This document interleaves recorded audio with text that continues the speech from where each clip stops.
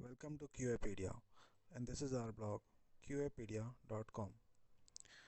Today the topic that we are going to cover is JavaScript tutorial introduction to JavaScript.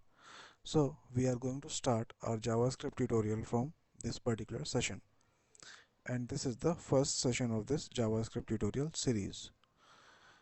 The topics that we are going to discuss in today's session or in this session are introduction to JavaScript, what is JavaScript, features of JavaScript, and then summary of the session.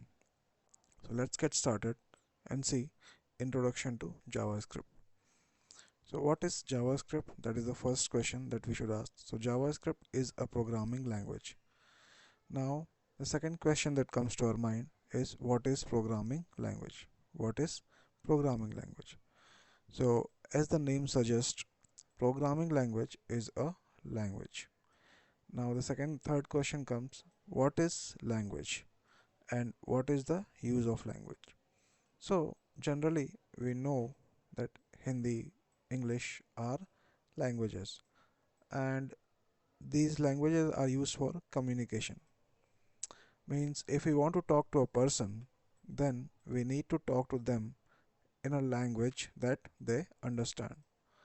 So if suppose we talk to a person in English but the person only knows Hindi, then he will not be able to understand what are we talking to him, and communication will not be proper or will not be possible. Same way, if we have to communicate with computer, then we have to use a language which computer understands, and computer understands programming languages. So programming language is used to establish communication with computer, and programming language is used for writing programs. What type of programs? Programs like addition of two numbers, subtraction of two numbers, these type of programs, and some other programs as well. Now let's see what is JavaScript. So JavaScript is a lightweight and cross-platform programming language. It is also known as scripting language for web pages. It is well known for development of web pages, but it's not like that we only use it for web development. We also use it for some non-browser development activities as well. Okay, and JavaScript was introduced in 1995. Now let's see features of JavaScript. So the first feature is client-side scripting. So JavaScript is primarily a client-side scripting language. That means it runs on the user's web browser rather than on server. It does not run on the server, it runs on the user's web browser. Second feature is dynamic and weakly typed language. So JavaScript is dynamically typed language. That means we don't need to declare the data type of a variable explicitly. And it is also weakly typed. That means it allows variables to change their data type during runtime. Third, asynchronous programming. JavaScript supports asynchronous programming, and for that the features that it uses are async and await syntaxes. So this syntax help when we are trying to access a web page or any element on the web page which takes time in loading. So if you want to access some element on a web page but it takes time in loading, at that time this async and await syntaxes or the asynchronous programming of JavaScript helps a lot in order to access those elements. DOM manipulation. So JavaScript interacts with document object model. So what is document object model or what is DOM? So DOM represents the structure of an HTML document.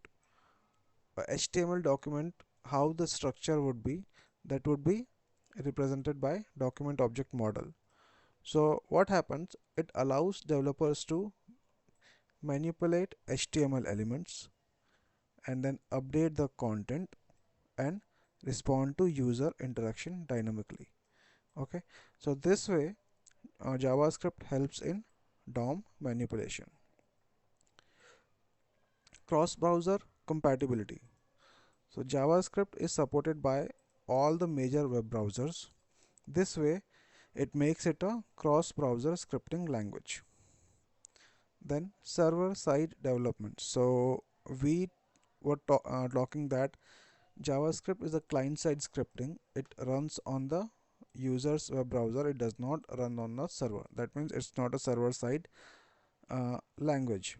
But what happened? Like JavaScript was primarily associated with client-side development, but it has gained prominence on server-side as well.